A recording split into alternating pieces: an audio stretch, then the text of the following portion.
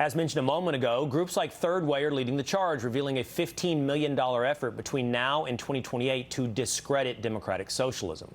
The New York Times reporting the group's biggest fear is that, quote, Dr. El Sayed was paving a path for a progressive to seize the party's presidential nomination in 2028 and then to go on to lose the general election. Joining me now, Third Way President Jon Cowan. Jonathan, thanks for being with us here today. How do you plan to deal with democratic socialism? Look, the first and most important step is for all Democrats, all mainstream Democrats, and anybody who supports the Democratic Party and wants Democrats to beat Republicans has to realize two things. The Democratic Socialists are not flipping seats from red to blue. They're just making blue places bluer, which might make them feel good, but doesn't give Democrats any more power or displace Republicans. And secondly, their ideas are so crazy and toxic that they will ultimately destroy the rest of the Democratic Party. It is imperative that all folks who are Democrats stand up and say enough is enough. We do not want the DSA's ideas in any way, shape, or form associated with the Democratic Party. Okay, you are imploring every Democrat to stand up. You're also employing $15 million heading into 2028 to try to address or attack head-on democratic socialism.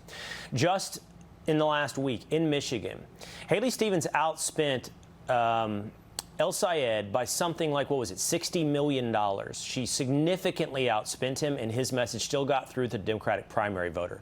So how are you going to make a dent with $15 million?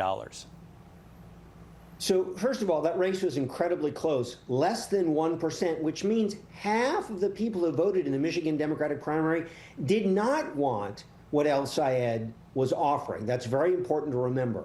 The case we're going to make with our $15 million is to first expose the DSA for what they really stand for and make sure Democrats know that, and then mobilize and organize Democrats who want to oppose them.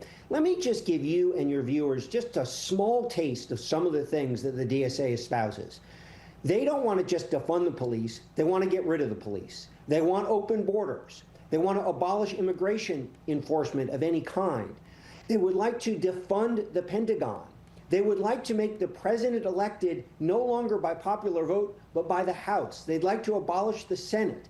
They would like to take every private business in the United States over a certain size and make it owned by the government. I could go on and on. These are not just crazy ideas. They are extreme and politically toxic, and they will destroy the Democratic Party if they are aligned with them in any way. On that, we have no disagreement, Jonathan. I do think you have a concern that those ideas are actually being accepted by an increasing percentage of people voting in the primaries for Democrats, and that's the real concern for you. It's as much as it's the candidates, it's the voters who are ready for these ideas. What I want to make sure is that voters across the country who are voting in Democratic primaries understand what you're getting when you vote for someone aligned with the DSA. Look, in your earlier segment, in your lineup to this, you talked about woke one. And let's be very clear, kudos to AOC for admitting she was totally wrong about defunding the police. Absolutely kudos to her for that. But we've got to be clear, the ideas now coming out of the DSA associated with Hassan Piker and others are as or more extreme than defunding the police. So the question for everybody now on the left is, are you going to denounce those ideas now in real time, or are you going to wait years and years and years to find out that the moderates like Third Way were right about these horrible ideas and then shrug your shoulders and say, oh, that was then, forgive me, I'm sorry. You need to come out against those ideas now. Jon Cowan, thanks so much for being with us here today. Pleasure. Thanks for having me.